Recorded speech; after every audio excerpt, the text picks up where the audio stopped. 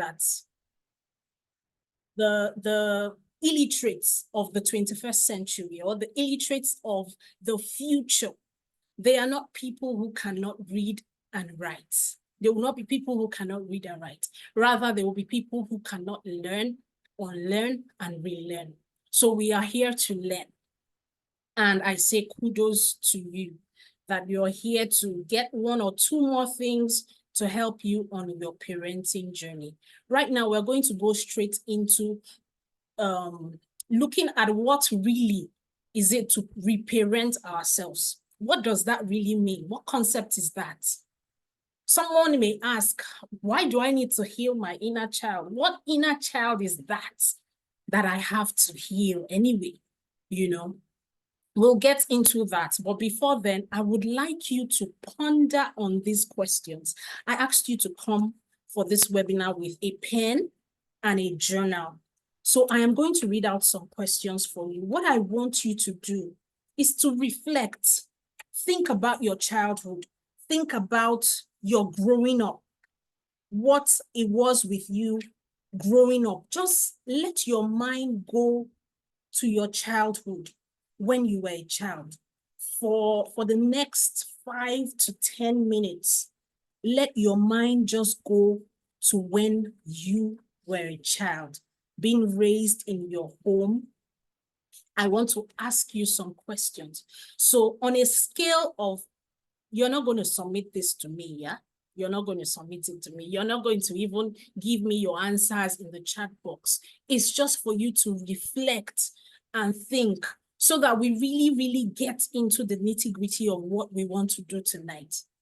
So the first question is, on a scale of 1 to 10, how great was your childhood? Think about it. Note the number down. You will do the addition by yourself. I'm not going to ask of that. It's just a reflective question. So on a scale of 1 to 10, how great was your childhood? Think about it. Number 2, did you feel understood by your parents and the people around you? Did you feel understood most of the times by your parents or by the people around you? Number 3, did you feel seen? How seen did you feel? Number 4, how much did you feel you had a voice? How much did you think you made an impact in your family? How much did you think you were heard in your voice? How much did you think you had a voice in your family growing up in your home? On a scale of 1 to 10, of course, with 1 being the lowest and 10 being the highest. So you can give yourself points in between, yeah, whether it's close to 10 or it's close to 1. The 5th question. Thinking of your childhood, how much did you feel you had an impact or an influence on the things that happened in the home? Did you have much of an impact? Was your opinion sorted for things? Did you have much of an influence in the home? Another question, how safe did you feel around your father? How safe did you feel around your father? The same question, but this time for your mother. How safe did you feel around your mother growing up as a child? How easy was it to relate with your father? Think about it. Reflect on your childhood. How easy was it to relate with your father? How easy was it to relate with your mother? Try to answer as honest as possible. If you don't think that you have the answers now, you could just leave that particular question, but try to answer as honest as possible. How much did you like home? When you think about the home you grew up in, how much did you like it? How easy was it to relate with your mother? How easy was it to relate with your mother? Could you go up to her and open up to her and tell her anything that was bothering you? How easy was it to relate with your mother? How easy was it to hide things from your father? How emotionally supported were you by your parents on a scale of 1 to 10? How much did you like yourself as a child? How much did you like yourself as a child? Then we just have 2 more questions. These ones you need to write some things down. Yeah, you may not have all the answers now. It's okay. Think about it later, maybe after this webinar. I want you to write 5 things you did not like about your parents or their parenting style. 5 things you did not like about your parents or about their parenting style. Maybe something that they used to do or their parenting style. 5 things you just didn't like as a child growing up. I remember when I went through these assessments a long time back, one of the things I didn't like, I had one auntie that used to compare me with other children. She just used to compare me with other children and I hated it. I remember an incident where I was somewhere just sulking because I had just been compared with someone. So write down 5 things your parents did or significant people around you, around your home, that had a voice, that had some form of influence over you. 5 things they did you didn't like, and maybe their parenting style, your parents, if it's your parents, 5 things you didn't like about your parents or their parenting style. Okay, now the last question. How many of these things are you exhibiting or have exhibited in the past? How many are you exhibiting right now? Or maybe you have exhibited them in the past? That's the last question. Okay. I will give you just a minute or 2, and then we go on ahead. Write 2, it can be more. 2 of these things that you didn't like.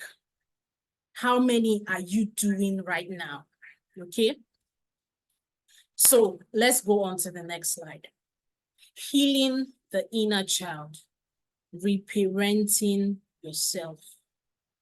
Allow me to move this so I can see.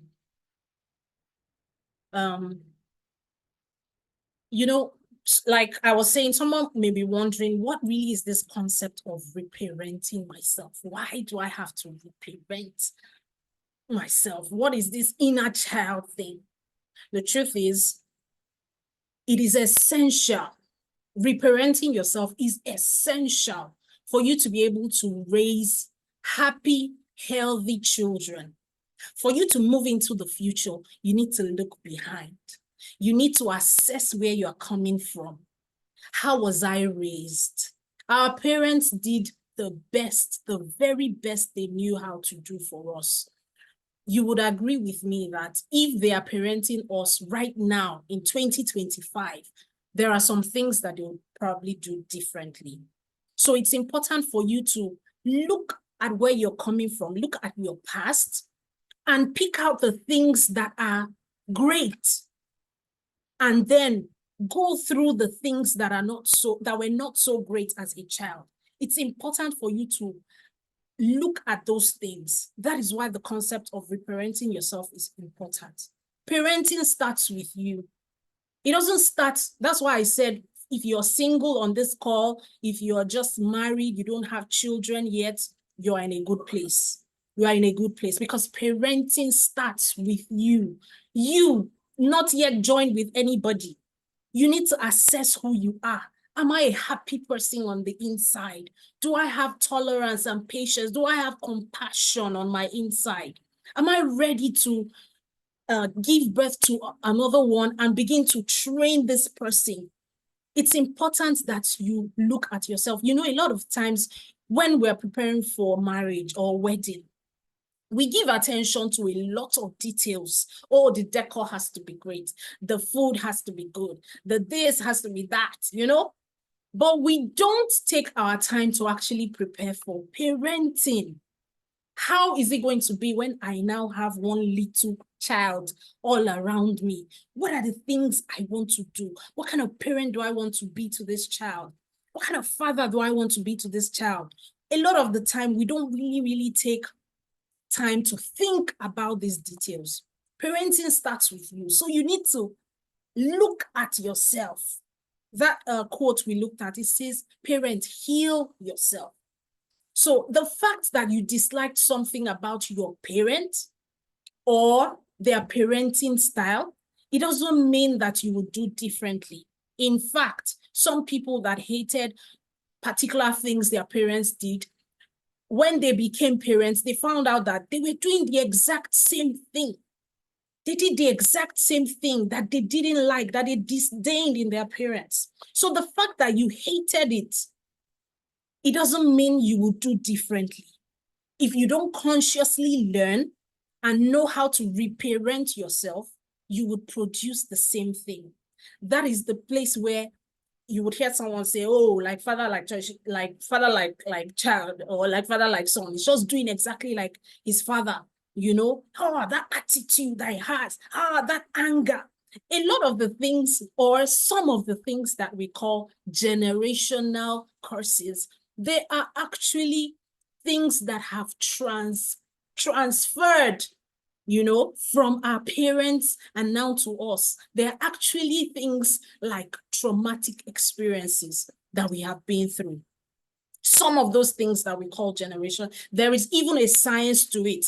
Epigenetics shows that some form of trauma can move from gene to gene, from one generation to another generation. Epigenetics teaches us that. You know, so it's important that we reparent ourselves. Some childhood experiences were adverse. Some people went through things that were really hard. A lot of times in Nigeria, I see that people just try to dismiss it and say, what is there? Is it not beating? They beat me very well. Is it not? They gave me resetting slap. It's almost as though we are now bragging with it, like, did they beat you with wire? No, they didn't beat you with wire. Now me, they beat you. You know, it's almost as if people are bragging with it. You know, it's like it's something to be very proud of. Some of those things affected people adversely. And so that's why you have to go through that process of reparenting. There's so many things that can cause a traumatic experience to children. Trauma just results when there is that imbalance, when there is something, a physical or an emotional impact to a child. It results in trauma, right? So some childhood experiences they were adverse and they need to be dealt with. It's just like when you have a bruise on your body, you would need to take care of it. You would need to treat it, put some spirit, clean it up, put some plaster and all of that. Emotional wounds, they impact our body as well, as we will see in the other slides to come. They impact our body as well. You need to actually take care of it. You need to actually treat yourself, because if you don't, it would affect the way you see other people, and it would affect the way you relate even with yourself. It will impact on, you will begin to operate from like a broken lens. If you are someone that constantly saw your mother being beaten up by your father, it would do something to you. It will leave an imprint on you. If you were someone that constantly saw your dad coming home drunk or just nagging or doing different kinds of things, it's leaving an imprint on you. And you are seeing that year in, year out for like 20 years or 25 years. It's leaving an imprint in your subconscious. And science has shown that the subconscious, our behavior is 95% subconscious. 95%. That's, we just do things without thinking. So it needs to be dealt with. And now the other reason we need to look at reparenting ourselves is because children are not able to process these emotions and make sense of them. The part of the brain responsible for emotions and emotion learning, it is intact in a child. But the part of the brain that is responsible for making sense of it, for thinking, logical thinking. That part is not yet formed till the child is, that is the prefrontal cortex. It's not yet formed till the child is about 25 to 28. That's why the child's head is small, because that part of the brain keeps growing. So they can feel all the emotions, they can react to all the emotions because that part of their brain is intact, but they can't process it.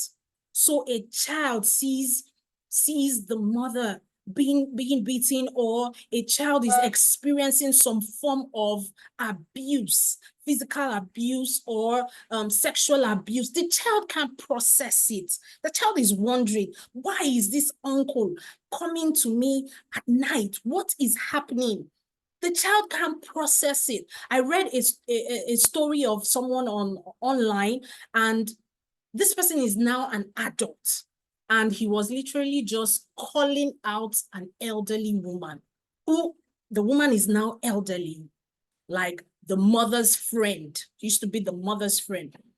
He was calling her out because he was like, now that he's an adult, he realizes what she was actually doing. She was sexually abusing them, and he was calling her out on social media. He put her pictures and all of that, and saying the nasty things that the woman did with her.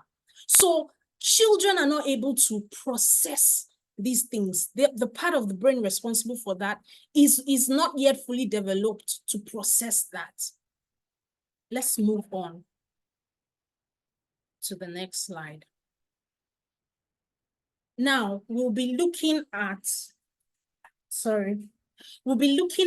the effect of these traumatic experiences, what it can actually result in.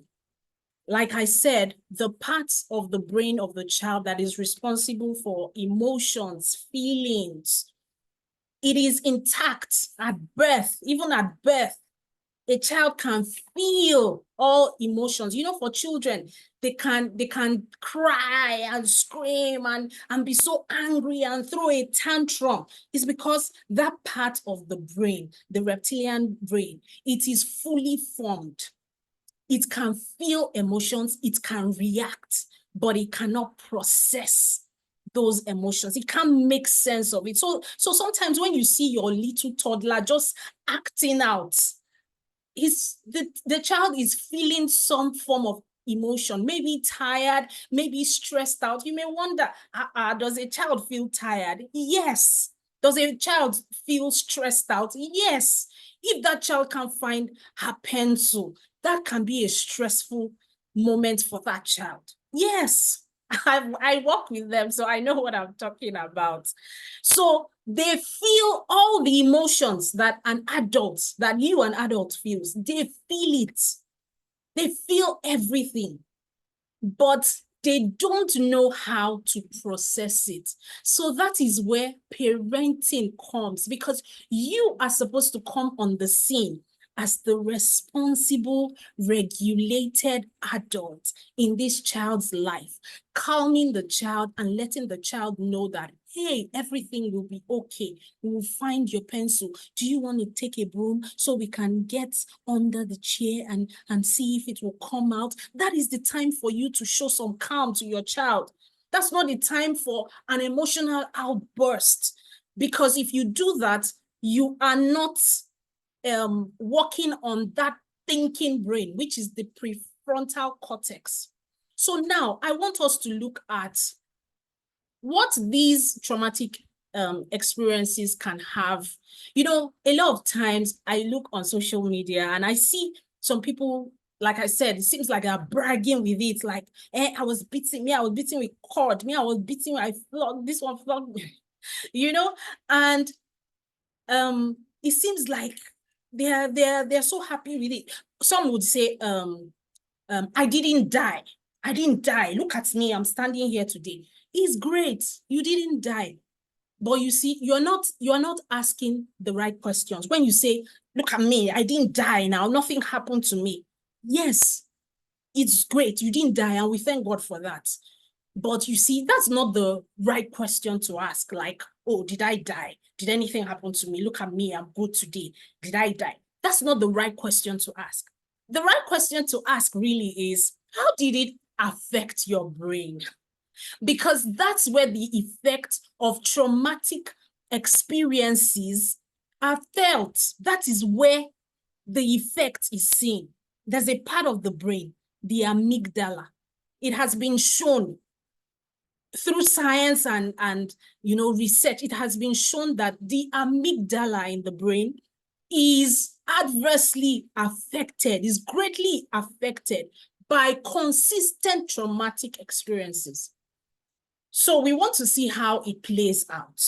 The amygdala is the main processing center for emotions. Everything you feel as a human being through your five senses,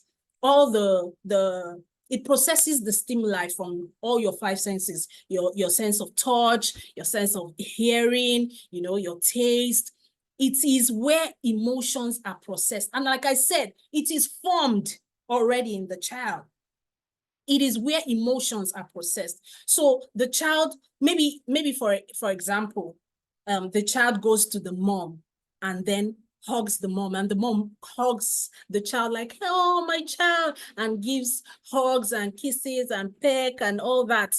The child, it registers in the child's brain like, this is good. The amygdala is the one that does that. Oh, this is good. This is good emotion. This is safe. This is safe for me. The amygdala is what is responsible for that. It looks out for situations. Everything that comes through your five senses, it filters it and say, is this a good feeling? Am I safe? Even with people. That's why you would find that in school, there were certain teachers. It's also responsible for emotional learning. In school, there were certain teachers that, maybe math, for example, you just were turned off by the math teacher. Why? Each time he came, he was always flogging the whole class because they didn't get a particular assignment very well. They were always being flogged. They were always being spanked because of that. So it registers in the brain as not a good experience. Like, this is not a good experience for me. So because of that, learning is impaired. That emotional learning, when you see the lecturer coming, you are like, there's something in the brain that is registering that this is not a good feeling. The amygdala is responsible for that. Now, when faced with repeated traumatic experiences, this is what happens to the amygdala. It goes into hyperactive mode. It's like it's looking for safety. It's like a rat or a cat that is trying to be safe, looking like, am I safe? Am I safe? What's happening? What's happening? Oh, somebody. That's what happens to the amygdala when it goes through consistent and repeated episodes of traumatic experience. It becomes very hyperactive.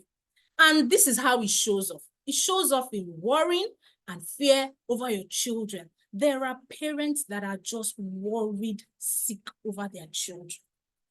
They cannot just rest. My child went to do this exam. I have to go and do this. Am I saying that we shouldn't worry over our children? We should care about them. We should worry about them. I'm talking about there are some that it is excessive.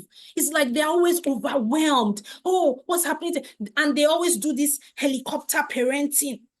Helicopter parenting is, oh, I want to do everything for my child. Please, my child cannot suffer. But there's something in your experience, in your childhood, that is informing that. No. Where are you going? Okay, I'll take you there. Where are you? The driver will drop you. How much do you need? Okay, I'm going to give it to you. They are very hyper, like when it comes to their children. They don't want anything.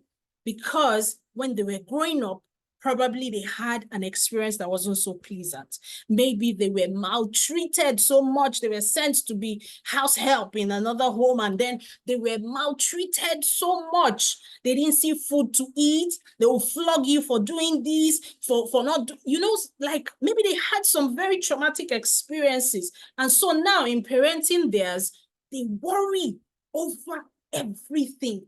It can show up that way, or it can show up as you just being what we call dismissive in your emotions. You're just like, what is it? What's that small thing that I did to you? Please, please, please, please, please. Like you're so detached when it comes to emotions, because for you are tough. You are being through tough situation. What is it? Please, please, please, please, please. The child is crying. The child is trying to go through a situation, but you don't feel like, what is there? There's nothing there. Please, please, please, please, don't waste my time. I beg, get over this thing. This can show up in your parenting in these ways if you have had traumatic experiences. Another way it shows up is difficulty processing emotions. Have you seen people that cannot receive love? Like you tell them, oh, your hair is beautiful. They'll be like, which hair? This hair? What's there? No, it's not nice. I think it's cheap. It's the very cheap one. They can't receive love. I don't know if you've met people like that, or if you know people like that, or if you are like that. Anyways, they can't receive love. It's one of the effects of the amygdala that has been damaged through traumatic experiences. They can't receive love. They can't process it. They can't hug their children.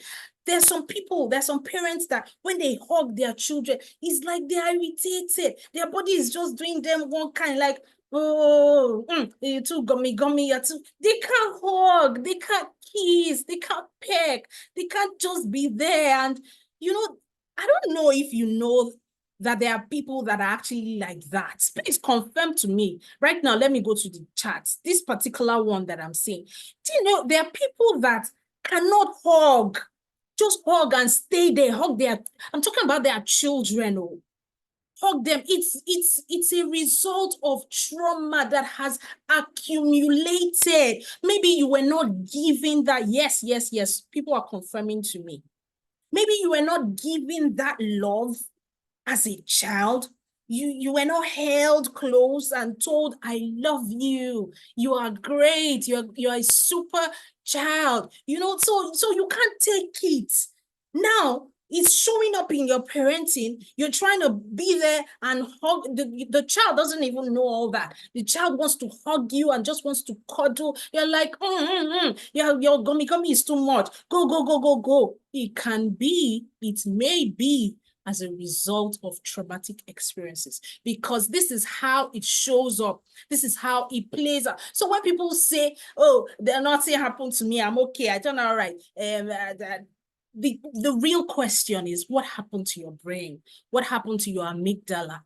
Is it still in a good shape? Was it affected?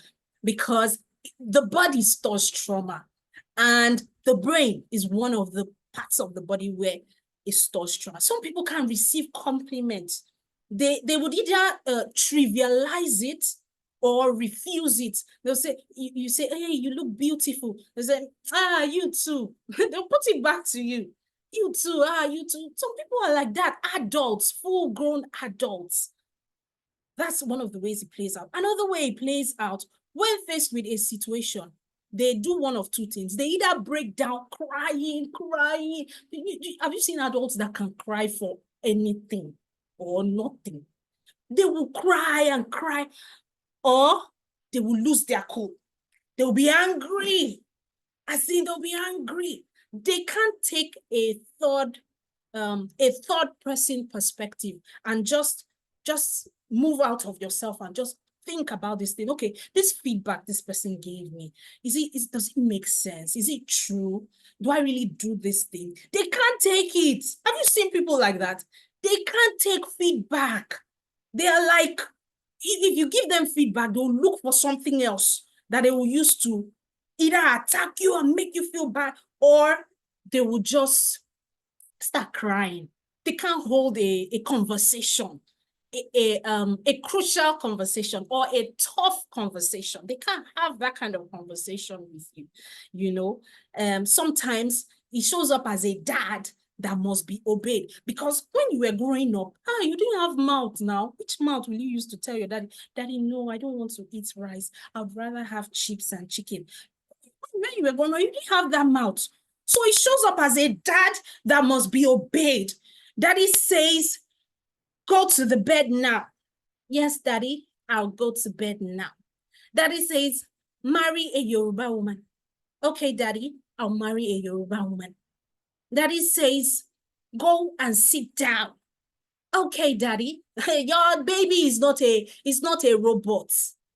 Your baby is not a robot. So you must get okay with the fact that your baby, your child would ask you questions. Some people can't take it. Some parents can't take it. They are the lion of the tribe of their homes. They can't take it. They can't take feedback. This is one way it shows up. This is one way it shows up. They don't want to be corrected. It is my way or the highway. Because when I was growing up, how dare I reply my father? How can I tell my father I'm not going to go to University of Benin when he told me to go to? How you can't? Back then, they didn't have much of a say. That was the generation, but now you need to be open to dialogue. Yeah, if not, by the time they are teenagers, Otilo, it means it has gone. The child has gone. So you need to be open to dialogue. But if you had adverse traumatic experiences, continuous traumatic experiences, it affects the amygdala. And one of the ways it shows up is that those kind of individuals, they can't just reason. They can't take that third party perspective and say, hey, what's this person saying? Okay, I get you. It's either their way or the highway. Another way it shows up is in impaired learning. Oh, this part, it really touches me because I work with children, you know. I had this program where I teach skills, soft skills to children. And that day we just got talking. I was just talking with the children like, hey, tell me your experiences in school. My God, the things that they were telling me about school, like it was so stressed out. I mean, after the program, one person told me, thank you so much. It was an opportunity for me to just air my views and tell you some of the things I experienced in school. And it just boiled down to hey, you can't say anything when it comes to learning. This is what it is, you will learn. And so many things are just hindered because their teacher is that kind of person that, for every little thing, they get flogged for it. And these children were not telling me just small flog with wire. That's what they were using, So another way it affects is it impairs learning. And why does it impair learning? Like I said, if you look at this diagram, this place where this my mouse this thing is, this side is the prefrontal cortex. And that is the part that is responsible for learning. The reptilian brain and the limbic brain that I talked about, the one responsible for emotions, it's somewhere here and deep inside here. Those ones, I said, they are completely formed. They are responsible for emotions. But this part, it doesn't grow fully. The prefrontal cortex, it doesn't grow fully till the child is about 25 to 28 years old. So that part of the brain is less active. Why? Because they are not engaging the child to think about his actions, to think about what he just did. Instead, they are doing more of that beating. They are not engaging the child to think, this thing you just did, how do you think we're going to go past it? How do you think we're going to walk around it? That part of curiosity that is responsible for creativity is being stifled. So it impairs learning. And then people that have their amygdala impacted by traumatic experiences, they are highly irritable. They have big emotions for one very small thing. The child spills water. Sometimes we spank our child for little things that are normal for a child to do. You are expecting that the child will, this part of the brain, You are expecting that the child will just be reasonable and know what to do. Come on, you can't be doing that. You should know better. Why? Why should the child know better? His prefrontal cortex is not fully formed. Sometimes the child just spills water and then we are beating the child like just a little mistake, just normal children behavior. So they get highly irritable, very big emotions for little wrongs that children do. And why is this happening? Why are they like this? It's because they have experienced it in the past. This is what they know. This is how it is for them.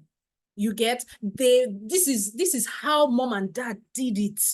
Every small thing you will collect. So they come into parenting and they repeat that same thing. Or maybe I have a friend who told me, like, for everything he did, he was beaten. Whether it's right, whether it's wrong, whether it's imagined. I said, you say what? He said, yes, even the one that they imagined that I would do, they'll be flogging me for it already. And I'm like, are you serious? Yes, the one that they imagine that I know you will go and do this thing, you will go and do it, they'll be flogging him for it. You know, based on coming from that kind of place, you can't give what you don't have. You can't pour from an empty cup. It's what you have seen, it's what you have experienced, it's what has been imprinted in you that you will give off in your parenting. And that's why it's important to reparent yourself. Let's go now to the next slide. There is good news, there is good news. I love the brain. The brain is one organ in the body that I am really intrigued by. I'm fascinated by it. Like the brain, this same brain that the amygdala has been affected, it can perform something called neuroplasticity. It means that the brain can rewire itself. It's almost like it can heal itself. It can change and adapt throughout life. There is that ability of the brain. And that is where that concept of reparenting comes in. You can learn new things. You can learn to do things differently. After you have looked at your childhood and like, hey, I need to make adjustments, you can, your brain can. And that is why when it says here that neural pathways can be reorganized. It's like a setting. Can you see this picture? It's like this wiring in the brain. Neural pathways can be reorganized in response to experiences, in response to learning, and even in response to damage. In response to experiences, you can attest to the fact that a lot of people leave Nigeria and they go abroad and they are having new experiences and learning new things that they had no clue of while they were here in Nigeria. It's neuroplasticity. They are able to adapt to, respond to new changes. Learning, you would find elderly people 50, 60, they're going for their masters. They're even going for a first degree. The brain can expand to learn new things. For damage, some people that have gone through sickness, traumatic experiences in their physical body, maybe a stroke or some form of illness, and maybe they have to learn to walk again, you will see that, they are learning to do these things again. It's that ability of the brain to learn new pathways. New pathways can be created. And that's why I say it's good news. It's not all bad. So it doesn't matter how your past was. It doesn't matter how your childhood was. You can begin to reparent yourself. Reparenting yourself is really about giving to your child, your own inner child, what you didn't receive as a child back then. That is what the whole concept of reparenting yourself is saying, you as the responsible adult now is saying, hey, don't worry, don't be afraid. That person did that thing to you. He didn't know better. Don't worry, I love you. It's you giving to yourself. So The next exercise I would love for us to quickly do, even if you can't do that right now, because I want to round up as soon as possible. I want you to write. What are the things you wish that your parents did for you? What are the things you wish that they did differently? What are the things that you, as many as they are, please take that exercise and write it. What are the things that you wish? I wish my mom did this more. I wish my dad did this more. What are those things? I wish he talked to me more. Yeah, that was one of the things I wished for when I went through this many years ago, or many months ago. Yeah, over a year ago. That was one of them. I wish that, you know, he was not too. I think I got his quiet nature. You know, I wish that he was more engaging. I saw her. What do you want to do? Yeah, that's the name he calls me. What do you want to do? When I think about it, I wish that I had that. So write the things that you wish that your parents did for you. Now, in reparenting yourself, we're looking at practical steps, things you can start doing to. I coined it FCS3. Yeah. So that is one of it, that exercise. Begin to do those things for yourself. If maybe you were not loved, cuddled, begin to do that for yourself. You can give yourself a pat on the shoulder and say, hey, if you're doing well, don't worry, everything will be fine. If you didn't get a lot of encouragement, wrap your hands around you and say, hey, you're doing well. You can give that to yourself. If you wanted gifts and, it seemed like they were not always there, you can buy gifts for yourself. The 5 love languages, you can begin to express it to yourself. You can give yourself words of affirmation. So let me quickly run through these 5 things. These are next steps you can do immediately. And this is not all. This is not all to it. There are more. There are more things to it, but we can't do all in one night. Yeah. So there's forgive. That one is so crucial. Make a decision. Start with a decision, a willingness to forgive. Like I said, some people went through really traumatic experiences. People that were supposed to protect them, they were the ones violating them. People went through, it's real. They experienced these things. So the first step is to forgive. Make a decision to forgive. And when you do forgive, if that person is alive, take a bold step. I know it's not easy. A lot of people that have been through traumatic experiences, they're like, please, I don't even want to hear about it. But even if you can't see them face to face, even if you would rather not do that, do what we call the armchair principle. Put a chair in front of you and act like the person is seated right in front of you and call the person's name. You need to give some action to that forgiveness. Call the person's name and say, Sunday, I forgive you. You did this and this to me. I forgive you. I refuse to hold it and let it affect me, affect my relationship with people, affect how I see people, affect my relationship with my children. I refuse it. I forgive you. You can write a letter. You can write a letter to that person. Write in your journal. Write. You can actually write to express. What are we doing? You're actually trying to express that forgiveness. It's important not just to make the decision to forgive, but to actually express. If you can call the person, do call to express that forgiveness. It's important that if the person is passed on or you don't want to have anything to do, you can use that armchair principle or write a letter to actually express that forgiveness, right?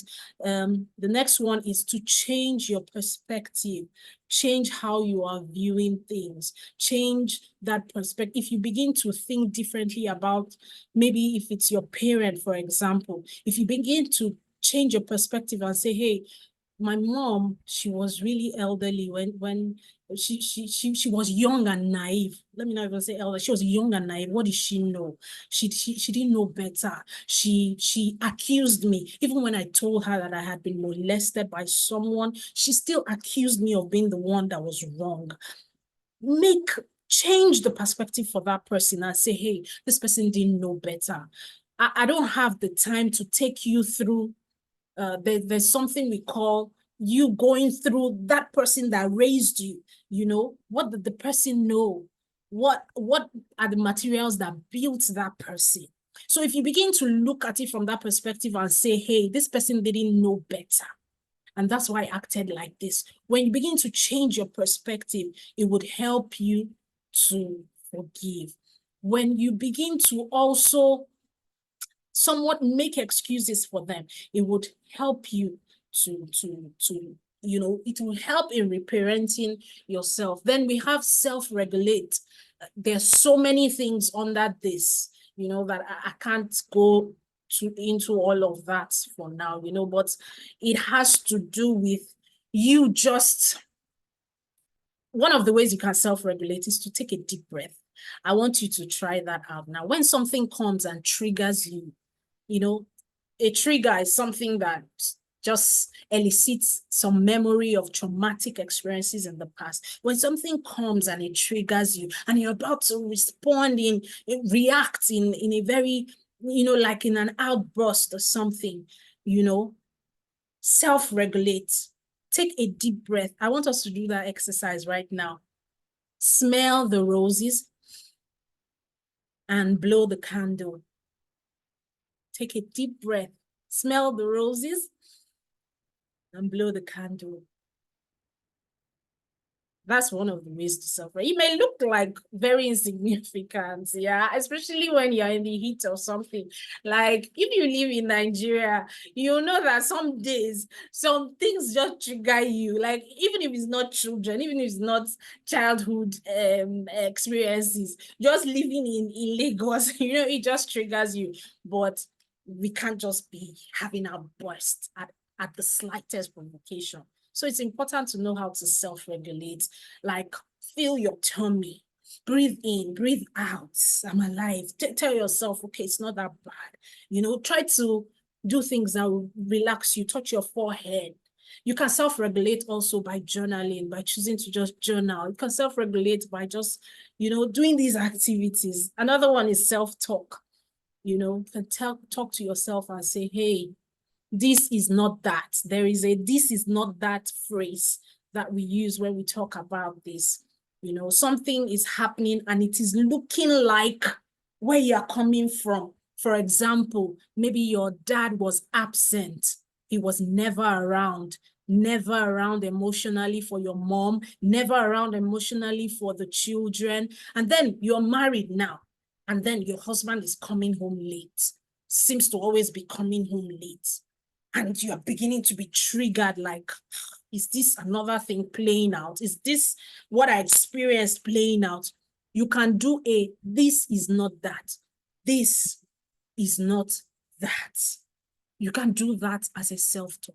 This is not that. No, he's having meetings at work. No, do you understand? You talk to yourself. This is where affirmations come in as well. If you're a person of faith, if you're a believer, you have affirmations, things that were not done to you, begin to do it to yourself now, things that were not said to you. I am bold. I am not timid. I am not shy. I am not, if you were talked down in your past, that's another one that affects people a lot. Being talked down, being shut down. Keep quiet. What do you know? You're talking. Keep quiet. You have the tendency to do that with your children. So you need to have that self-talk and say, hey, this is not that. I need to let him express his emotions. There is so much more. There's so much more to teach. And then there's self-soothing. It's just things that you do to calm yourself, things that you would do. For some people, it would just be soothing to just hear the voice of a friend. For some people, it would be music. For some people, when these triggers come, when things come, just find ways to self-soothe yourself, of course, ways that are appropriate. That's where some people would move to other things that are not appropriate, maybe alcohol and things like that. But those things can lead to something else like addiction. So we are done here because I would love for us to take, but before we take one or two questions, I would like to formally, if you are in the comment section, I would like to, let's have drum roll, because I am officially launching my parenting coaching tonight. Yes, I am officially launching my parenting coaching practice tonight. And what are all these? Who is using the whiteboard marker? What are all these on my, can I? Please don't mind this blue thing and this yellow thing. It's not part of it. So who is using the whiteboard marker? Okay, so I am officially launching my parenting coaching program. It's Parenting Upgrade. Parenting Upgrade. And it's a 4-week coaching program. 4 straight weeks, like 5 or 6 webinars we'll be having in that 4 weeks. Like, there is more. Trust me, it doesn't matter what you've heard tonight. There is more when it comes to parenting. I will be taking you through my signature coaching framework, and it's called HELP, HELPP. What we did today is just H, that is healing the inner child, because that is where the work starts from. So there is so much more under this coaching, signature coaching program. So I would like to encourage you to join into my signature coaching program. I will be taking you through, like I said, we didn't even finish everything with healing your inner child wounds, because this is just restricted to like 1 hour. I wanted to spend 1 hour, max 1 hour, 30 minutes with us so that we can go rest. Yeah, so there is a whole lot more. By the time you step into this program, it's something that will transform your parenting journey. It will transform your parenting journey, because you will be exposed to different things that you should be doing. You should have in your parenting toolbox to parent your children today in 2023. Inside of this HELP framework, we have a training on digital master plan. We have a training on creating systems for your home. What systems are in place in your home? What structures do you have in place?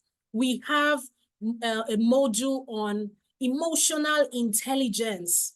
That's the next one after healing your childhood, reparenting yourself. Emotional intelligence is so important that as a parent, you are emotionally intelligent and ready for this job of parenting. So there is so much more that you would glean from if you get into this program. And it's an investment of 20,000 naira. It's an investment. See it as that. It's an investment. Oh, please, who is using white marker? Please, you are not making my flyer to come correct. Please, admin or my assistant, can you help me take away this thing? Can you? Okay, so I want you to get into this program. Get into this program. Please, it's going to upgrade your parenting from what it is now. It's going to upgrade your parenting. I also have assessments. There are several assessments that I would give to you so that you can assess your parenting journey. Sometimes we just keep going on as parents. I'm like, hey, I'm doing my best as a parent. You've never really done an assessment. This program will take you through an assessment. I will be working with you to create certain things for your home, equipping you for the journey of parenting. I will be working with you to create your family vision. I'll be working with you to create your family values and to create what we call a perceptual code. You may not know what I'm talking about, but these things are parenting skills that we need in these times. How do we navigate the digital world with our children? What conversations should we be having with our children when it comes to handling the screens and all? So, and it's for 4 weeks, it's strictly online. It's strictly online, just like this. We would have several webinars online. And the beautiful thing for everyone that showed up today, the beautiful thing is I will be giving a whooping 25% discount if you get into the program today. If you get into the program today, I will be giving a whooping 25% discount. That's 15,000 for a 4-week coaching program. Trust me, it is an investment in your parenting journey. And you don't want to miss out on this. There's a lot you will be equipped with on your parenting journey. So if we have any questions, when we are done with this webinar and you would like to get into the program, I would put details on how you can do that. The banks you can make payments to. I'll put details of that on the WhatsApp group. Believe me, if you feel like you heard something tonight, there is more. There is so much more that we need to be aware of as parents. I am going to work with you to create a family plan, like a family guide. You know, there is so much. I have put my time and energy into creating this signature framework, and it will transform your parenting journey. It will. So if you have questions, 8:25.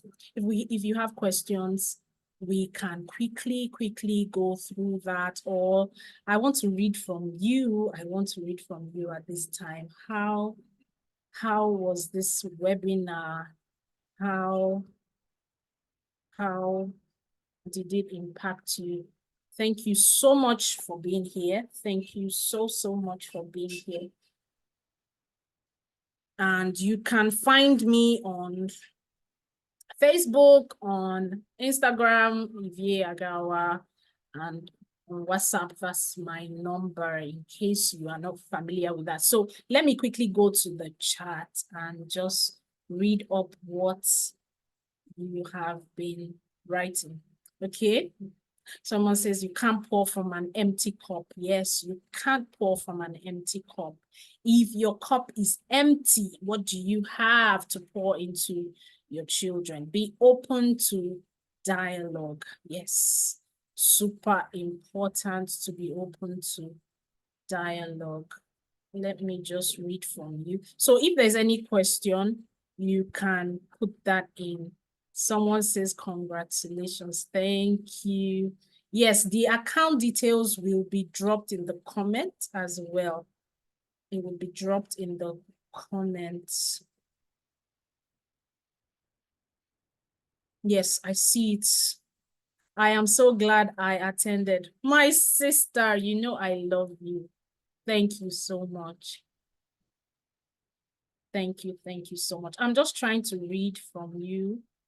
Let me know if there are questions I may need to answer. Yes, somebody says congratulations. Thank you.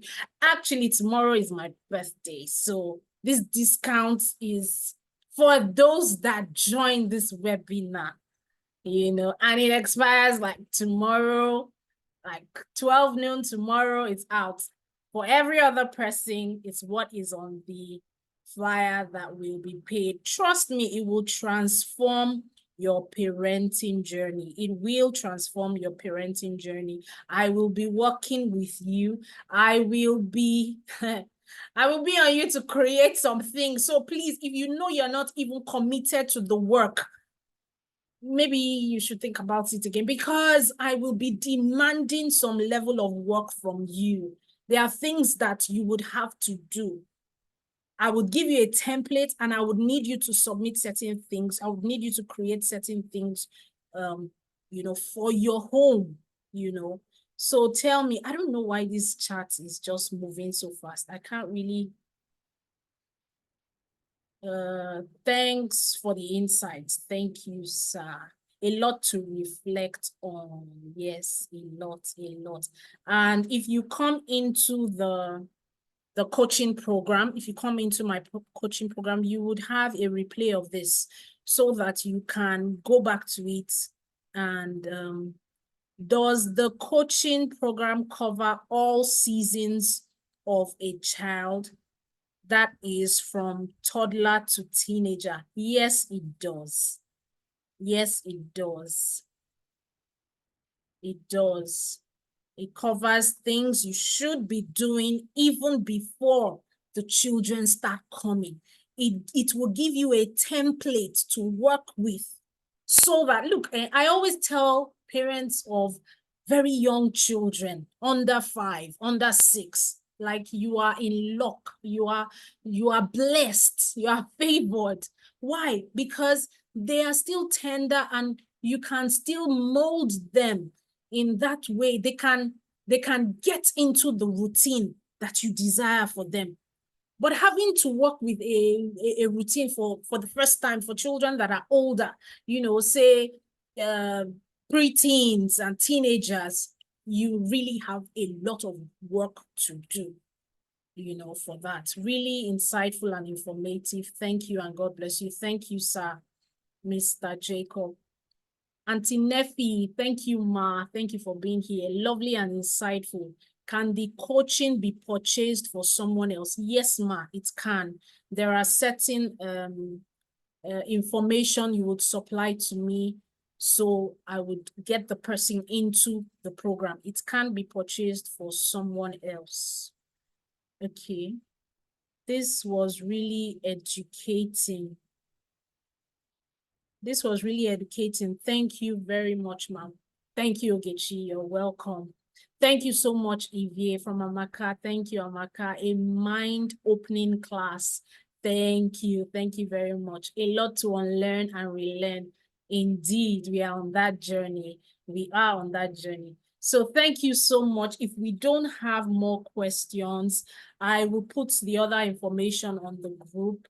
Thank you so much for being on that group. The reason it was locked was because I know that there are people that are scammers. They just go into groups to steal contacts and then to put very harmful links. So that was why it was closed all this while. So thank you for being there. Someone sent me a message and like, why are you putting us here and we cannot send any message?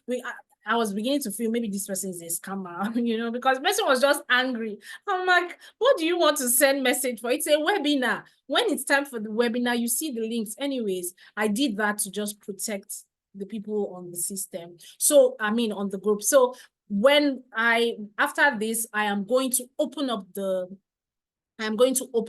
group for your feedback. Please kindly just put a feedback in the comments. I would probably use it, of course, based on you would be anonymous. I'll block out your name just to share, the feed forward. I like to call it feed forward. The feed forward from people. So thank you so much for being here. I wouldn't want to hold you longer than that. We have done 1 hour, 30 minutes.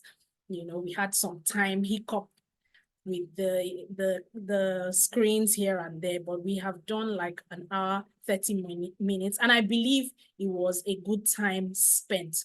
Thank you so much for being here. Thank you. I truly, truly appreciate you. Thank you. So thank you, Ima. Thank you so much. Thank you. I would be stopping this meeting right now. Thank you so much. Parenting upgrade. Yes, that is what I would love for you to step into. It is going to be really, really enlightening. Really, really enlightening. Really, really enlightening. There are so many things that I would share with you on that 4-week coaching program. Thank you so much for being here. Thank you. Let me see. Are there any messages? Are there any questions? Did I miss out any question? I really learned a lot. Thank you, Mr. Shea. Thank you so much, Sarah Olufunke. Thank you for being here. Thank you. I really appreciate the info you shared. Thank you. I hope I didn't miss out any question. Just in case I did, please put it, share it in the group. All right. I would like to end this right now so I don't keep you longer. Thank you so much.